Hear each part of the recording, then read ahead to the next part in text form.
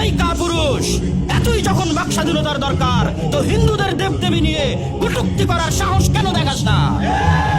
আজ মুসলমানেরা অসহায়, ইসলাম অসহায়, তাই তোমার বাক স্বাধীনতা শুধু আমার নবীর বিরুদ্ধে প্রয়োগ করা লাগে, আমার আল্লাহর বিরুদ্ধে প্রয়োগ করা লাগে। ঠিক তোমার এই বাক স্বাধীনতা, তোমার কলমের স্বাধীনতা আমি আব্দুল্লাহ বিন আব্দুর রাজ্জাক দিচ্ছি, ফরহাদ মাঝহারের কলমের স্বাধীনতা আর রাখাল শাহর কলমের স্বাধীনতা। সাহস থাকলে নরেন্দ্র মোদীর বিরুদ্ধে এরকম কটূক্তি করো দেখি, ডক্টর ইউনূসের বিরুদ্ধে এরকম কটূক্তি করো দেখি। সাহস থাকলে শেখ মুজিবুর রহমান, জিয়াউর রহমানের বিরুদ্ধে এরকম কটূক্তি করো দেখি। কিন্তু তাদের বিরুদ্ধে কটূক্তি করার সময় তোমার স্বাধীনতা থাকে না।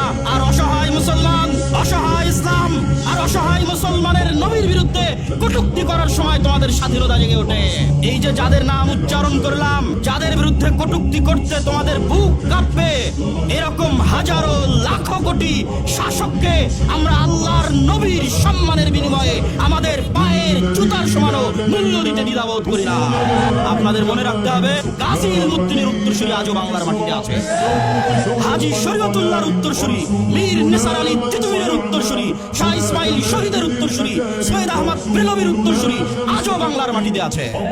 ১৭৫৭ সাল নবাব সিরাজউদ্দৌলার সেই পলাশীর আম্রকাননের ইতিহাস থেকে শুরু করে ১৮৩১ সালের বালাকোটের ইতিহাস থেকে শুরু করে ১৮৫৭ সালের সিপাহী বিদ্রোহ থেকে শুরু করে ১৯৪৭ সালের দুই দ্বিজাতি তত্ত্ব থিওরির উপর ভিত্তি করে মুসলমানদের আলাদা স্বাধীন রাষ্ট্র আন্দোলন থেকে শুরু করে ৫২ ভাষা আন্দোলন থেকে শুরু করে ৭১-এর স্বাধীনতা আন্দোলন থেকে শুরু করে ২৪-এর জুলাই আন্দোলন পর্যন্ত যত রক্ত ঝরেছে তার ৯০% বেশি রক্ত এদেশের মুসলমানেরা দিয়েছে।